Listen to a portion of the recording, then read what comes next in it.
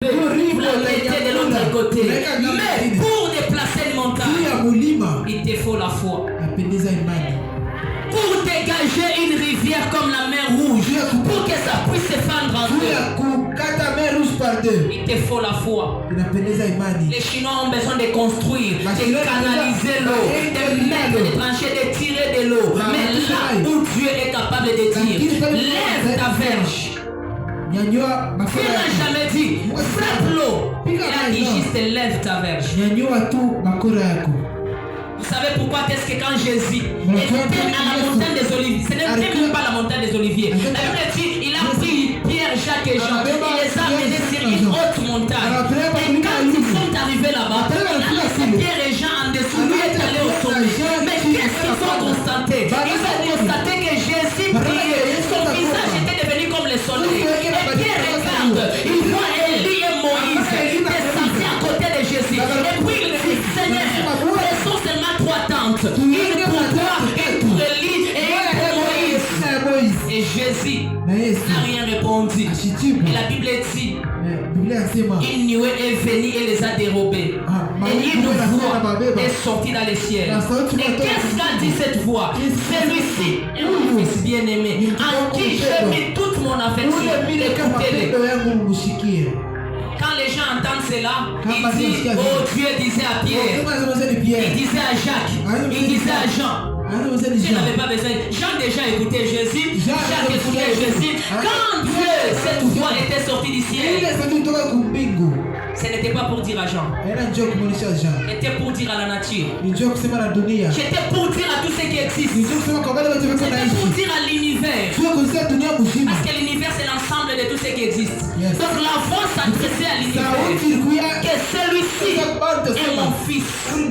Écoutez ce qu'il dit. Voilà pourquoi quand la tempête s'est levée, on l'a réveillé, il a calmé la tempête.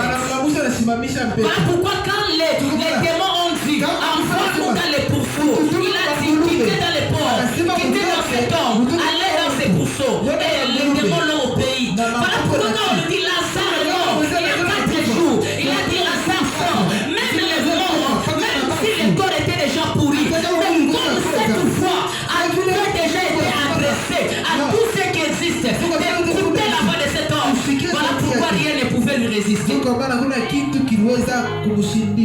ne pouvait résister à cet homme parce qu'il avait une puissance au-dessus de l'imagination des hommes. Il avait une autorité au-dessus des autorités des hommes. Il avait une capacité. Et Jésus, un jour, quand on est venu l'arrêter, et puis les gens lui ont demandé, mais pourquoi ton armée ne te défend pas? Pourquoi est-ce que tu te laisses t'arrêter comme ça? Et il dit, mon armée n'est pas de la terre.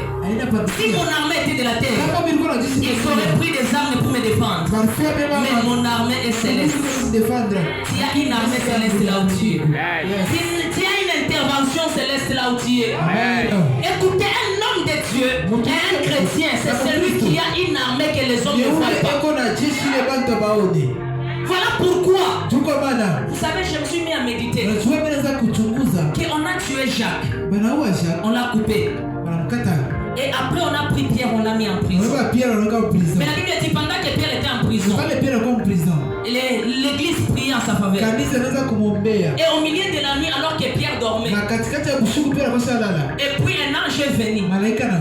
Et qu'est-ce que l'ange a fait? Au lieu de réveiller Pierre, la Bible dit l'ange l'a frappé. Est-ce que vous avez déjà remarqué ces passages? Est-ce que vous avez remarqué les passages? Est-ce qu'on peut lire ça? Actes des apôtres, chapitre 12. Acte 12. Vous verrez que les choses de l'esprit, les choses de Dieu sont compliquées. Alléluia. Je suis dans le verset 5. Qu'est-ce que la Bible dit? Que Pierre donc était gardé dans la prison.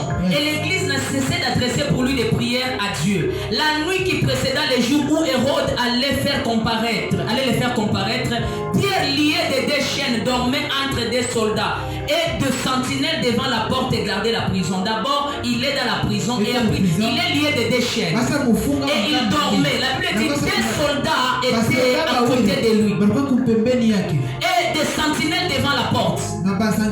Pierre au milieu des soldats, et puis devant la porte, il y a des sentinelles qui gardaient la prison, la porte de la prison. Et voici un ange du Seigneur survint.